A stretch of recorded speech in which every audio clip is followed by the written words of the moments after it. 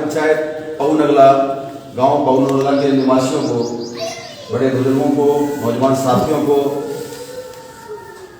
बहुत बहुत शुभकामनाएं देता हूं। बाबा साहब अम्बेडकर की 132वीं जयंती के अवसर पर जो अभी हाल ही में आप लोगों ने पूरे देश और दुनिया भर के लोगों ने वर्ल्ड में ऐसे महापुरुष की जयंती मनाई जाती है जहाँ सारे लोग जो है उसको याद करते हैं, तो उसकी आप लोगों को बहुत बहुत बधाई। पूर्णिमा भी निकल गई, राष्ट्रपिता ज्योतिबा फुले साहब की भी जयंती थी। तो ये अप्रैल महीना 1 तारीख से लेकर के 30 तारीख तक बहुत क्रांतिकारी महीना है हमारा। साथियों, इस मीटिंग को करने के पीछे एक बहुत बड़ा मकसद है और वो मकसद ये है, ये मीटिंग उत्तर प्रदेश राज्य स्तरीय परिवर्तन यात्रा के तहत आपके गांव में की जा रही है। अब राज्य स्तरीय परिवर्तन क्या होता है? परिवर्तन का मतलब है बदलाव। हमारे जीवन में कैसे बदलाव लाया जाए, उसके लिए ये मीटिंगें, सभाएं हम लोग कर रहे हैं गांव में जाकर के। और इसका नारा दिया है हम लोगों ने, चलो गांव की ओर। क्योंकि अभी तक तो बहुत सारे कार्यक्रम हम लोग शहरों में लिया करते थे, मगर शहरों में जब हम बुलाते थे या लखनऊ में या दिल्ली में बुलाते थे या बरेली में बुलाते थे, तो हमारे सारे गांव से लोग नहीं पहुंच पाते थे। तो हम जो संदेश देना चाहते हैं वो संदेश लोगों तक नहीं पहुंच पाता, क्योंकि मीडिया हमारा काम नहीं करती है। हमारी बात को मीडिया हमारे लोगों तक पहुंचाती नहीं है। तो ये जानकारी हमारे लोगों को कैसे हो, जो हम लोगों ने प्लान बनाया हुआ है वो लोगों तक कैसे पहुंचे, इस बात के लिए हम लोगों ने अपने लिए बंधन डाला कि हम लोग खुद ही गांव चल करके जाएंगे और अपने भाइयों को 20, 25, 50, 100, 200, 500, 1000 या 10, 20, 5 तो मिलेंगे ना गांव में, तो उनको जाकर हम खुद ही समझाएंगे। तो उसी के तहत ये समझाइश का कार्यक्रम जो है चालू है। आप लोगों ने शायद नाम सुना होगा वामसेफ संगठन का। कितने लोग हैं जो वामसेफ संगठन का नाम जानते हैं? लगभग आधे हमारे साथी लोग वामसेफ से परिचित हैं पहले से ही। जो लोग परिचित हैं वो बहुत बहुत बधाई के पात्र हैं। कम से कम आपने नाम सुना है उसका। और जो परिचित नहीं है साथियों, उनका मैं बहुत बहुत दिल से स्वागत करता हूं, अभिनंदन करता हूं, ताली बजाकर। पहली बार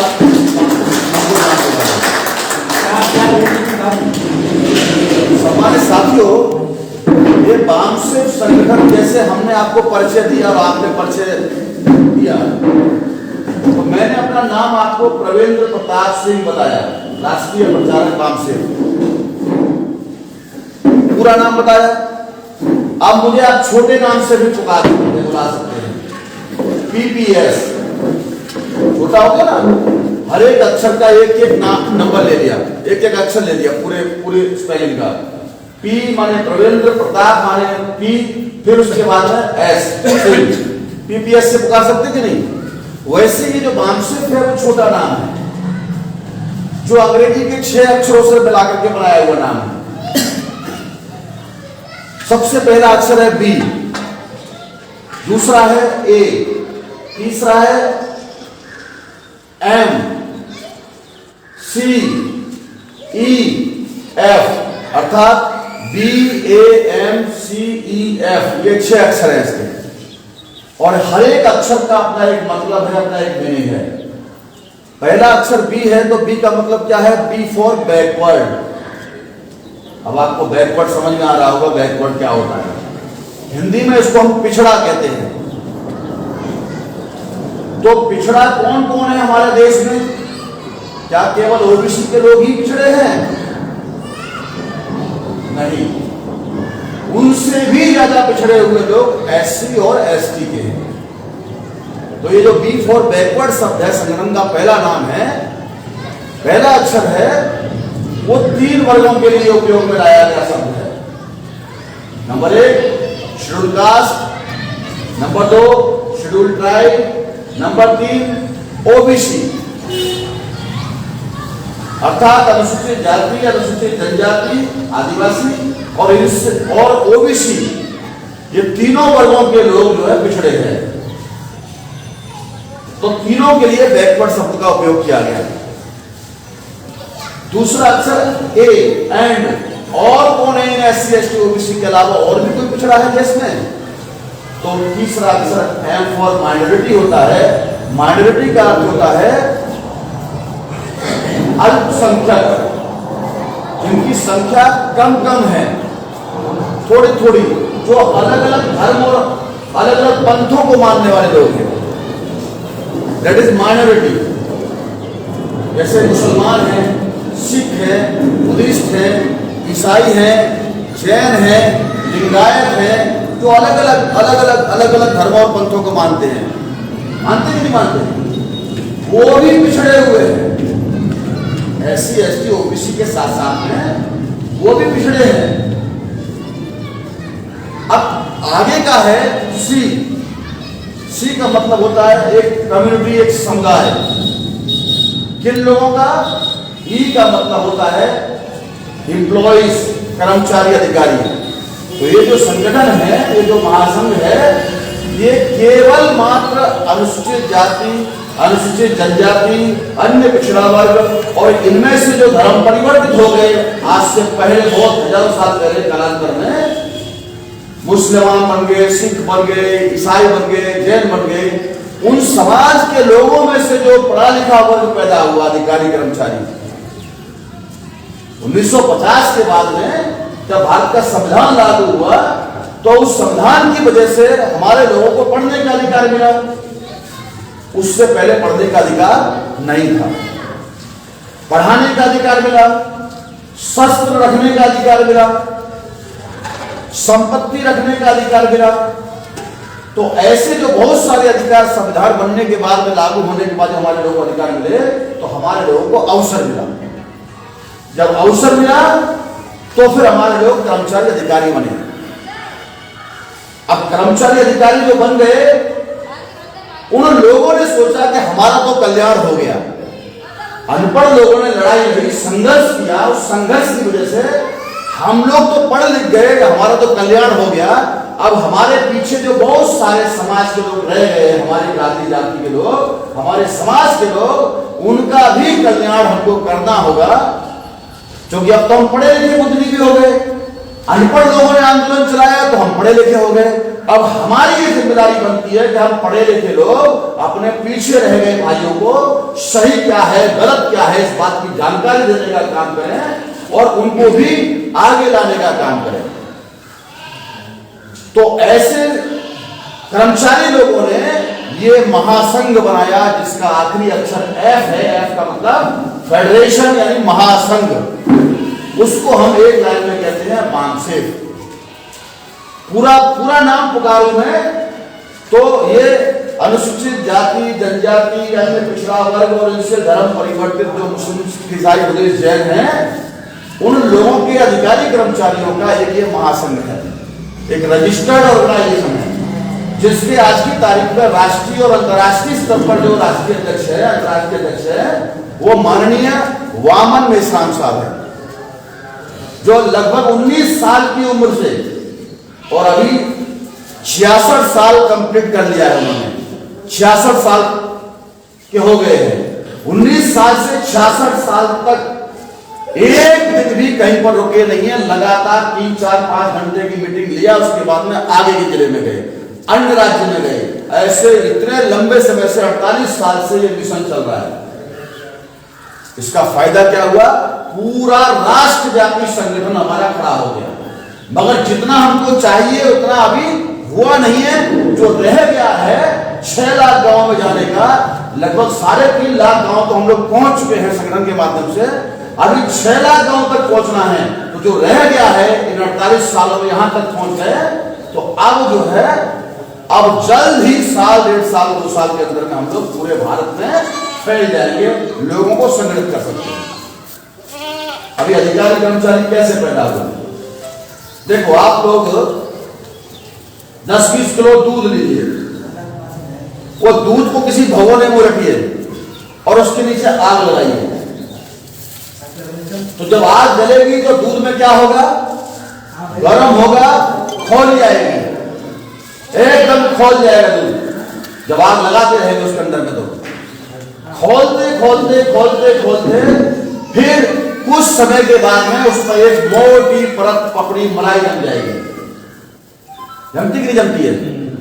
वो जो मलाई है वो क्या है? वो मलाई जो है वो पढ़ा लिखा बुद्धिजीवी वर्ग है हमारा।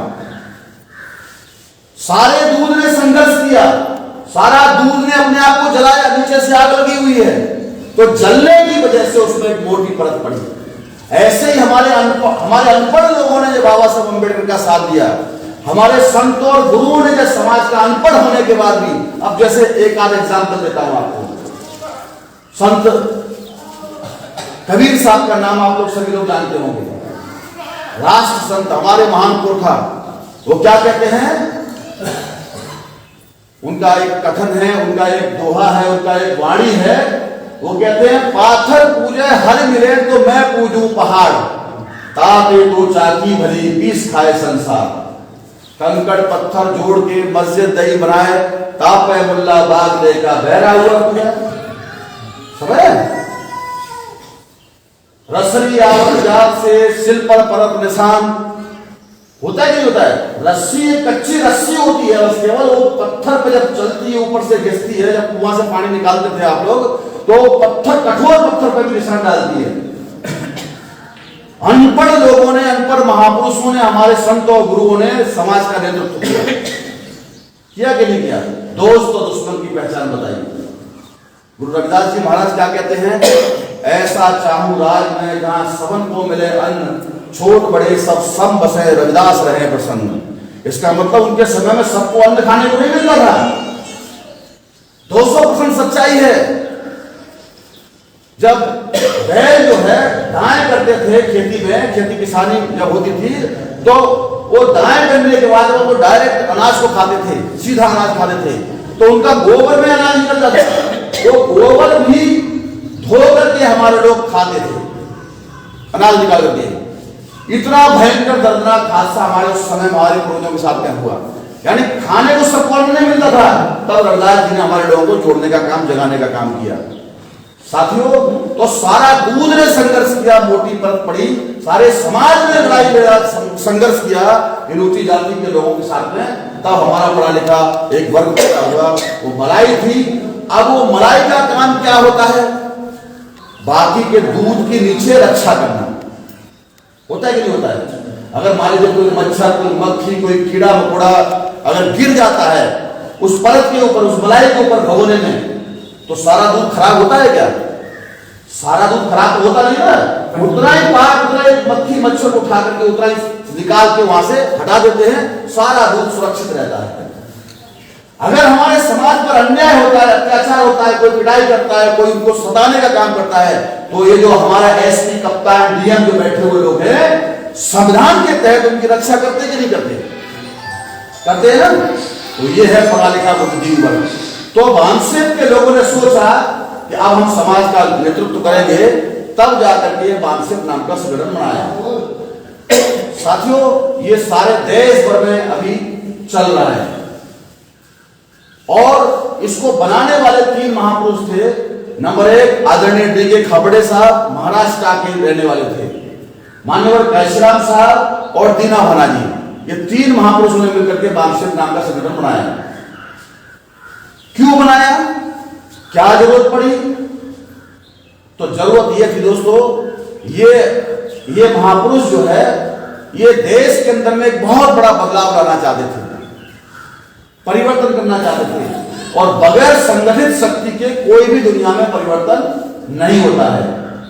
तो इसके लिए इन्होंने संगठन बनाया, इसका उद्देश्य रखा।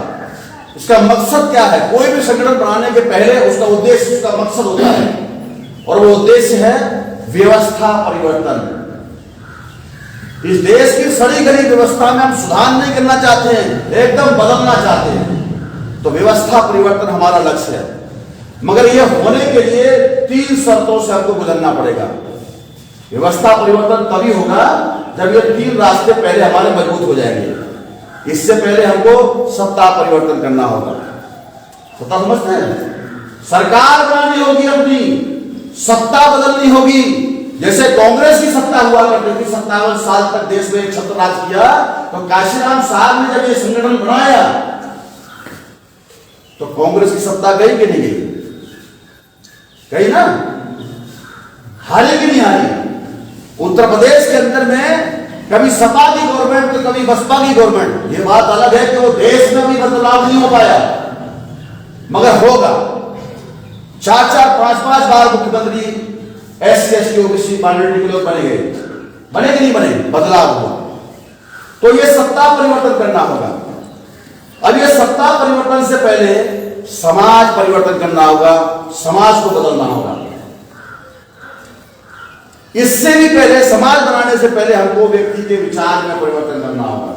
अर्थात बाबा साहब अम्बेडकर का कहना है कि विचार परिवर्तन ही सभी परिवर्तनों की जड़ है, मूल है। अब विचार क्या है? 2 प्रकार के विचार हैं। एक विचारधारा हमारे समाज को गुलाम बनाती है, समाज को तोड़ने का काम करती है। उस विचारधारा का नाम है ब्राह्मणवादी विचारधारा, मनुवादी विचारधारा। है कि नहीं है? समाज को तोड़ती कि नहीं तोड़ती है? जाति जाति के बीच में खाई बनाती कि नहीं बनाती है? एक जाति, उसके ऊपर एक जाति, उसके ऊपर एक जाति, उसके भी ऊपर एक जाति। ये जातियों के अंदर में इतना बड़ा द्वेष और ईर्ष्या का भाव छुपा हुआ है कि ऊपर वाली जाति का आदमी नीचे वाली जाति से घृणा करता है। करता ही नहीं करता? अच्छा, तुम नीच, तेरी जाति मेरी जाति से नीच है कि नहीं है? सच्चाई है कि नहीं है? और नीचे वाला आदमी जो है, नीचे वाली जाति का आदमी ऊपर वाली जाति के साथ में ईर्ष्या करता है, द्वेष करता है। ये घृणा और द्वेष, ये भावना हजारों साल से हमारे समाज के बीच में जिन निकम्मे और नालायक लोगों ने पाखंड बना करके, धर्मशास्त्र बना करके हमारे ऊपर थोपने का काम किया, उनको ठीक करने के लिए यह संगठन बनाया गया। जिन्होंने भाई भाई को लड़ाने का काम किया, जिन लोगों ने हमारे लोगों को आपस में झगड़ा लगाया, हिंदू मुसलमान के नाम पर हमारे लोगों को पीटने का काम किया, फसाद कराया, झगड़ा कराया, लोगों को मरवाया, तो ये है एक तोड़ने वाली विचारधारा, है कि नहीं? दूसरे, इसके दूसरे अगेंस्ट में जो विचारधारा है वो बुद्ध की, फूले साहब, शाहू जी की, पेरियार साहब की, बाबा साहब अम्बेडकर की, माननीय काशीराम साहब की। ये है हमारे महापुरुषों की विचारधारा जो हमारे समाज को, सभी को एक दूसरे को जोड़ने का काम करती है। तो आपको कौन सी विचारधारा का प्रचार प्रसार करना चाहिए? तोड़ने वाली या जोड़ने वाली? जोड़ने वाली करना चाहिए कि नहीं चाहिए? हमें इनके साथ खड़े होना चाहिए कि नहीं होना चाहिए? अब हम सारे लोगों को एक एक करके वो लोग दुख देने का काम करते हैं, पीटने का काम करते हैं। अभी हमारे लोग आपस में झगड़ते हैं। कैसे झगड़ते हैं? वो समझते नहीं कि हमारा असली दुश्मन कौन है। अभी जैसे मान लीजिए आपके गांव में बहुत सारे कुत्ते होंगे, कुत्ते के ऊपर आपने पत्थर उठा करके फेंक के मारा, तो कुत्ता क्या करेगा? जिस पत्थर ने उसको चोट पहुंचाई, उस पत्थर को पकड़ेगा या वो फेंकने वाले को काटने को दौड़ेगा? कॉमन सेंस की बात है ना। जो फेंक रहा है उसको वो पकड़ रहा है, और जो पत्थर उसको लग रहा है वो कुत्ता है, जानवर है, वो भी जानता है, इतना दिमाग तो कुत्ते के अंदर है, ये पत्थर का कसूर नहीं है जिसने मुझे चोट पहुंचाई। कसूर किसका है? जिसने ये पत्थर उठा करके मुझे ऊपर फेंका। मैंने तो हमारा पाल जी नाम का पत्थर उठाया और शेड्यूल कास्ट के हमारे किसी जाटव भाई के ऊपर फेंक के मारा। तो जाटव भाई क्या सोचता है? ये पाल जी मेरा दुश्मन, ये मोरियादी मेरे दुश्मन है। वो पत्थर को पकड़ रहे हैं, मगर जो पत्थर को फेंक रहा है उठा करके हमारे ऊपर में, उसको नहीं पकड़ रहे हैं, असली दुश्मन को नहीं पकड़ रहे हैं। तो ये क्या है? ये हमारे दिमाग को जानवर के दिमाग से भी खराब करने का काम इन दुश्मनों ने किया हुआ है हजारों साल से। तुम तो उससे ऊंच हो, वो तुमसे नीच है। ऊंच नीच की भावना, कोई रोटी बेटी का संबंध नहीं। अरे वो तो बहुत दूर की बात होगी, किसी के घर में कोई आना जाना ही नहीं है। अभी तो बातचीत शुरू हो गई। ये बाबा साहब का कमाल है, ये बुद्ध का फूले साहब का कमाल है। तो साथियों, बहुत बड़ा परिवर्तन अभी हो रहा है। और जो लोग हमको बारी बारी से अलग अलग करके अलग अलग जाति के नाम पर हमको पीटने का काम करते थे, अभी हमारे लोग इकट्ठे होकर के उनका ही बंदोबस्त करने का काम कर रहे हैं, उनको ही पिटाई लगाने का काम कर रहे हैं और आगे भी करेंगे और पीछे भी करके आए हैं। जैसे बाबा साहब अम्बेडकर ने 1948 में एक बहुत बड़ी बात कही थी। शेड्यूल कास्ट फेडरेशन नाम के संगठन का अधिवेशन था और लखनऊ में वो उस कार्यक्रम को संबोधित करने के लिए आए। तो हमारे पिछड़ी जाति के बहुत सारे उस समय के जो नेता थे, समझदार लोग थे, बुद्धिजीवी थे, संभ्रांत लोग थे, वो बाबा साहब अम्बेडकर से मिलने के लिए गए और निवेदन किया, बाबा साहब जैसे आपने एससी और एसटी की लड़ाई लड़ रहे हैं और उनको अधिकार दिला रहे हैं, हम पिछड़ी जाति के लोगों का कोई दूर दूर तक नेता दिखाई नहीं देता है। हमारी आपसे विनती है, अनुरोध है कि हम पिछड़ों की लड़ाई भी, हमारे ओबीसी भाइयों की लड़ाई भी आप ही लड़ने का काम करें। हम आपको अपना नेता मानते हैं, क्योंकि साहब महाराज ने भरी सभा में बाबा साहब अम्बेडकर का हाथ उठा कर कहा था, ए पिछड़े भाइयों, ये तुम्हारा नेता डॉक्टर अम्बेडकर है। राजा ने कहा, कोल्हापुर के नरेश, कोल्हापुर राजा साहब महाराज ने सार्वजनिक तौर पर कहा, तो उत्तर प्रदेश के लोगों को यह बात पता चली, वे इतिहास जाना उन्होंने, तब जाकर के उन्होंने कहा कि हमारी लड़ाई आप ही लड़ो। गांधी जी हमारे साथ धोखेबाजी कर रहे हैं। तो बाबा साहब ने कहा उन लोगों से कि देखो, आप लोगों को ये मुझे बताने की जरूरत नहीं है, आप बेफिक्र रहिए, चिंता मत करिए। आपके कहने के पहले ही मैंने संविधान के अंदर में आर्टिकल 340 नंबर का ओबीसी के लिए बना के रखा हुआ है। जैसे ही अवसर मिलेगा मुझे, मैं उसको लागू करवाऊंगा। और एससी के लोगों के लिए 341 बनाया है। पहले ओबीसी के लिए दिया है, बाद में एससी के लिए दिया है। तीसरे नंबर पर 342 एसटी के लिए दिया है, शेड्यूल ट्राइब के लिए दिया है। चिंता मत करो, बाकी की जो आप मुझे कहने आए हो उसका जवाब मैं मंच से दूंगा। समझ रहे? बाबा साहब मंच पर पहुंचे, भाषण शुरू हुआ और बहुत सारी बातें उन्होंने लोगों को समझाई। आखिरी में एक बात कही उन्होंने कि जिस दिन एससी बीसी के लोग, जिस दिन एससी और बीसी के लोग, पिछड़े और अनुसूचित जाति के लोग, अछूत और सछूत लोग मिलकर के एक साझा मंच बना करके राजनीति करना शुरू करेंगे, उस दिन ये मंच पर बैठे मुख्यमंत्री, उनका नाम मैं भी भूल रहा हूं, गोविंद वल्लभ पंत, ये गोविंद वल्लभ पंत जैसे उत्तर प्रदेश के मुख्यमंत्री आपके जूतों की फीते खोलने में गर्व महसूस करेंगे। एससी बीसी के लोग अगर इकट्ठा होकर के लड़ना शुरू करेंगे इनसे, तो ये मुख्यमंत्री भी, ये पंडित जी भी आपके जूतों की फीते खोलने में गौरव महसूस करेंगे, गौरवान्वित होंगे। ये बात बाबा साहब अम्बेडकर ने उस समय 48 में कहा। तो बाबा साहब ने केवल जूते की फीते खोलने के लिए बात कही थी और 44 साल के बाद में बाबा साहब अम्बेडकर की उस बात पर अमल करने का काम बहुजन नायक मान्यवर कांशीराम साहब ने किया। वो तो जूतों की फीते खोलने तक ही सीमित थे, ऐसा काल्पनिक तौर पे विचार कर रहे थे, मगर कांशीराम साहब ने तो और एक कदम जाके आगे स्टैंड लिया।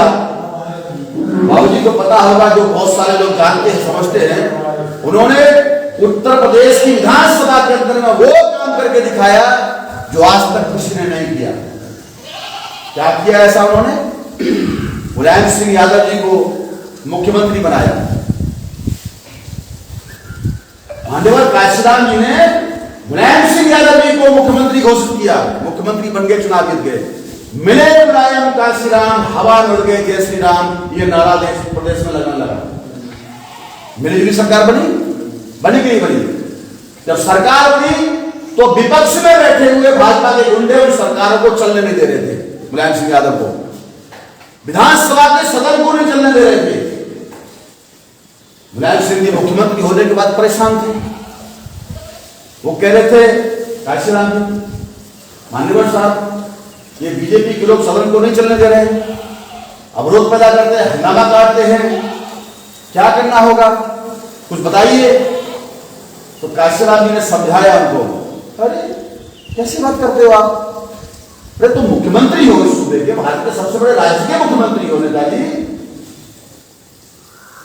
पुलिस तुम्हारी, प्रशासन तुम्हारा, आईएएस तुम्हारे अंडर में, और तुम कैसी बात कर रहे हो, चलने नहीं दे रहे। इतनी बात कही तो नेताजी को समझ में आया, ठीक है मैं समझ गया, बोले समझ गए तो जाके अमल करो। तो दोनों ने प्लान बनाया, और प्लान बनाने के बाद में बोले कल जैसे ही हंगामा काटे, सदन को चलने में अवरोध पैदा करें, तो इनकी इतनी कुटाई करना विधानसभा में, इतनी कुटाई करना कि जिनको छठी का दूध याद आ जाए। साथियों, आश्चर्य लगेगा, उस दिन केसरीनाथ त्रिपाठी जी विधानसभा के अध्यक्ष हुआ करते थे, उनको स्ट्रेचर पर लिटा करके लहूलुहान हो गए, नाक मुंह से खून बहने लगा, तब जाकर के महीने भर तक उनका इलाज चलता रहा। एससीबीसी के लोग जब साझा मंच बना करके लड़ना शुरू करेंगे, एकजुट होकर लड़ेंगे, तो निश्चित तौर पर यह हर्ष उनका हो सकता है जो पूर्व में हो चुका है। समझे, इतना बड़ा क्रांतिकारी कदम, मिले मुलायम काशीराम, हवा मर गए जय श्री राम, इससे हुआ। और हमारे मुद्दों को डाइवर्ट करने के लिए वो अलग अलग तरीके से हमारे लोगों के दिमाग को खराब करते हैं। जैसे एक दो उदाहरण देता हूं मैं आप लोगों को। जब भारत का बंटवारा हुआ, विभाजन हुआ, तो देश के टुकड़े हुए, पाकिस्तान बना देश में से, भारत में से, भारत को तोड़ा, इससे पहले भी तोड़ा उन्होंने और बाद में भी तोड़ा। भारत के टुकड़े कई बार इन विदेशियों ने किए, और जब टुकड़े किए तब धर्म का नाम इन लोगों ने लिया, धर्म के आधार पर समाज देश को तोड़ने का काम किया। तो भारत के टुकड़े करने का काम इन लोगों ने किया था उस समय। और जिन लोगों ने भारत के टुकड़े किए, यह बात पूरे देश और दुनिया को पता नहीं चलनी चाहिए, इसलिए उन्होंने गांधी जी को गोली मार दी। मतलब भारत के विभाजन करने के बाद में यह चर्चा, बहुत बड़ी चर्चा थी अपने आप में, कि भारत का विभाजन किसने किया, क्यों टुकड़े किए, कौन है षड्यंत्र में शामिल। तो सारे लोग खोजबीन करके जो है इसकी जड़ में पहुंच रहे थे कि ब्राह्मणों की वजह से भारत के टुकड़े हुए, ब्राह्मण बदनाम हो रहे थे उस समय। तो अपनी बदनामी के डर से रोकने के लिए उन लोगों ने कौन सा कदम उठाया? उन लोगों ने कदम उठाया दोस्तों, चलो गांधी को गोली मार दो। तो एक ब्राह्मण नाथुराम गोडसे ने गांधी जी को 30 जनवरी को गोली मार दी। तो अब चर्चा बंद हो गई, भारत के टुकड़े किसने किए। चर्चा शुरू हो गई देश में, गांधी जी को किसने मारा। मगर एक होशियारी बरती उन लोगों ने, गांधी जी को मारने से पहले उन लोगों ने नाथुराम गोडसे की मुसलमानी करवाई। अक्सर करके मुसलमानी जो होती है 1 या 2 साल के बच्चे की होती है ना, उसका संस्कार है। मगर नाथुराम गोडसे जवान आदमी, एडल्ट आदमी, उसको डॉक्टर मुड़े के नाम, यहां पर जाकर के डॉक्टर मुड़े के हॉस्पिटल में पहले उसकी सुन्नता करवाई गई, और सुन्नता करवाने के बाद में तब गांधी को ठीक होने के बाद में गोली मारी गई, जिससे कि अगर नाथुराम गोडसे पकड़ा जाए भीड़ के द्वारा तो ये पता चले, उसकी छानबीन हो तो मालूम चल जाए कि गांधी को मारने वाला कौन है। मुसलमान है, मुसलमानों का कत्लेआम हो। जबकि असल में नाथुराम गोडसे मुसलमान नहीं थे, नाथुराम गोडसे ब्राह्मण थे, ब्राह्मण ने गोली से मार दिया। तो चर्चा बंद हो गई, भारत का विभाजन किसने किया। चर्चा शुरू हो गई देशव्यापी स्तर पर, गांधी को गोली किसने मारी, कत्लेआम हो। समझ गए। एक बड़ी घटना को दबाने के लिए उससे बड़ी घटना घटित ये लोग करते हैं। दूसरी बड़ी बात, जब मंडल कमीशन देश में लागू हो रहा था, हो चुका था 7 अगस्त को 1990 में। तो मंडल की उस लड़ाई को, उसके अधिकारों को, पिछड़े वर्ग की जाति के लोगों को उनको अधिकार मिले, अधिकार मिले कम, बल्कि सुप्रीम कोर्ट ने छीनने का ज्यादा काम किया। 52% संख्या ओबीसी की है, सुप्रीम कोर्ट कहती है 27% ही आरक्षण मिलेगा, आधा मिलेगा। बोले आधा क्यों मिलेगा? क्योंकि SC ST को पहले से 22.5% लागू है, 49.49% से ज्यादा दे नहीं सकते। और भारत का संविधान कह सकता है दे सकते हैं, संविधान के विरोध में फैसला दिया। और जो 27% मिलेगा उसमें क्रीमिलियर लागू होगा। क्रीमिलियर क्या है? जिसकी इनकम 8 लाख या 6 लाख है, वो अपने बच्चे को अगर MBBS इंजीनियरिंग की पढ़ाई बनाना चाहता है, CA बनाना चाहता है, तो उसके बच्चे को फीस का लाभ नहीं मिलेगा, उसका कोई वजीफा नहीं मिलेगा जिसकी इनकम 8 लाख से ऊपर है। जो डॉक्टर, वकील, इंजीनियर पढ़ा सकता है उसको फायदा नहीं मिलेगा, और जो पढ़ा ही नहीं सकता है उसको कहा इनको मिलेगा। जो हाई स्कूल नहीं पास कर सकता, जो इंटर पास नहीं कर सकता, जो ग्रेजुएशन नहीं पढ़ सकता, उसको कहा इसको लाभ मिलेगा।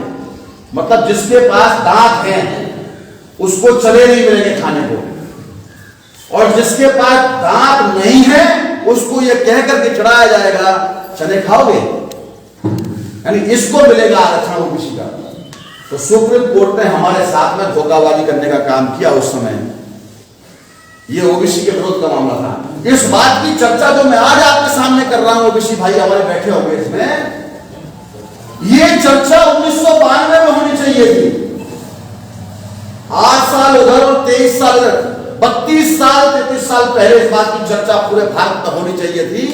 एक चर्चा को दबाने के लिए मंडल की लड़ाई का फायदा हमारे लोगों को मिलना चाहिए, इसका सारी चर्चा हो रही थी देश भर में, उसको दबा दिया गया, कमंडल की लड़ाई शुरू कर दी।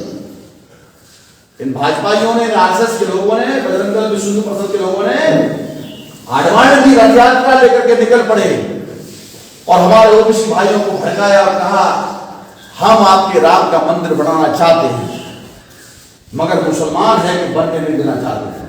इन मुसलमानों का बंदोबस्त करो जरा। हमारे लोगों ने, भोले भाले लोगों ने हनुमान जी की तरह से उदार फावड़े, जो हाथ पड़ा वो सो पड़ा, आरएसएस के कहने पर, भाजपा के कहने पर सारे लोग लेकर के और कार से बन करके सीधा अयोध्या की तरफ कूच कर गए। उस मस्जिद को घंटे भर में ही धराशायी कर दिया, जिस मस्जिद में कभी हजारों साल से नमाज नहीं पढ़ी जा रही थी, और मुद्दा बना दिया हिंदू मुस्लिम। 6 दिसंबर 1992 को उसको गिरा दिया। 16 नवंबर को फैसला आया ओबीसी के विरोध में, 20 दिन के बाद में उसको गिरा दिया। चर्चा शुरू हो गई हिंदू मुस्लिम। बीजेपी की सरकार बन गई बाबरी मस्जिद गिरने के बाद। समझ रहे? तो ये इतिहास है, ये कड़वा सच है। और बदनाम किसको किया? कल्याण सिंह लोधी जी को, उस समय के मुख्यमंत्री थे। समझ रहे? सारा मलाई केक खाने का काम पंडित जी लोगों ने किया, बदनाम उसको किया। और यह बात बहुत बाद में कल्याण सिंह जी को समझ में आई, तो फिर उन्होंने भाजपा छोड़ करके अपनी पार्टी बनाई, चलने नहीं दिया उन्होंने। ये देश के हालात हैं। अभी आप सोच रहे हो ये पुरानी बातें समझाने से हमें क्या फायदा? साथियों, इतिहास सबक सीखने के लिए होता है। अगर इतिहास से आपने सबक नहीं सीखा और वर्तमान के साथ में उसका विश्लेषण नहीं किया, तो आप कभी भी भविष्य का निर्माण नहीं कर सकते हैं। अब आप सोचोगे आज की बात बताओ, चलो आज की बताते हैं क्या है। आज की बात क्या है? कैसे धोखेबाजी हो रही है हमारे लोगों के साथ में? कोई पॉलिटिकल पार्टी का आदमी बताने वाला नहीं है, कोई सामाजिक संगठन के लोग वांशिप के अलावा आपको समझाने वाला नहीं है। उनको खुद ही नहीं समझ में आता है, वो लोगों को क्या समझाएंगे? तो आपने पुलवामा का नाम सुना होगा, सुना? पुलवामा हमला हुआ, एयर स्ट्राइक किया, ऐसा हुआ वैसा हुआ। पुलवामा हमला 2019 के लोकसभा चुनाव से पहले, यानी दूसरी बार नरेंद्र मोदी जी मुख्यमंत्री इंकलाब के बाद उस समय सारे मीडिया के लोग क्या बोल रहे थे, 350 किलो आरडीएक्स है, सारे कांटे लगा के तोल रहे हो। कोई कह रहा है 250 किलो, कोई कह रहा है 400 किलो आरडीएक्स। हम ये कह रहे थे उस समय भी, ये 350 किलो हो, 500 किलो हो, या 250 ग्राम हो, या 50 ग्राम हो, आया कैसे?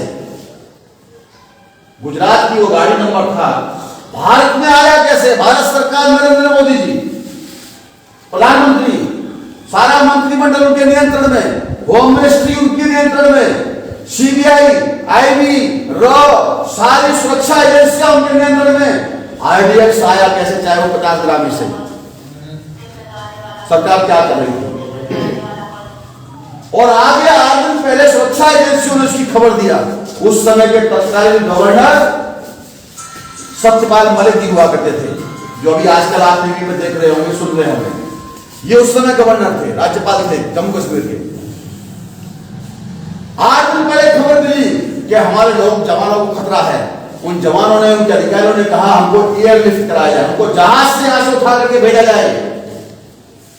सरकार ने नहीं सुनी। इस बात को लेकर के सत्यपाल मलिक जी ने जो अभी इंटरव्यू दिया, उसमें कहा मैं मिलने के लिए राष्ट्रपति से गया था, क्योंकि राज्यपाल राष्ट्रपति के प्रति जवाबदेही होता है। उसको मिलने के लिए राष्ट्रपति ने समय नहीं दिया, क्योंकि राष्ट्रपति से किसको मिलना चाहिए, किसको नहीं मिलना चाहिए, यह प्रधानमंत्री कार्यालय तय करता है। और वहां सारे के सारे लोग वही बैठे हुए लोग हैं जो उनकी कठपुतली हमारे लोग बने हुए हैं। तो ये बात सारा, ये इसका हंगामा अभी हो रहा है पूरे देश भर में, बहुत बड़े पैमाने का हंगामा कर रहा है। इसकी बदनामी हो रही थी, 40 जवानों को शहीद सरकार की लापरवाही की वजह से करवाया। ये सारा खुल्लम खुल्ला चर्चा हो रही है, दुनिया के लोग भारत सरकार को थूक रहे हैं। अब ये बदनामी हो रही है तो इसको, चर्चा को डाइवर्ट कैसे की जाए?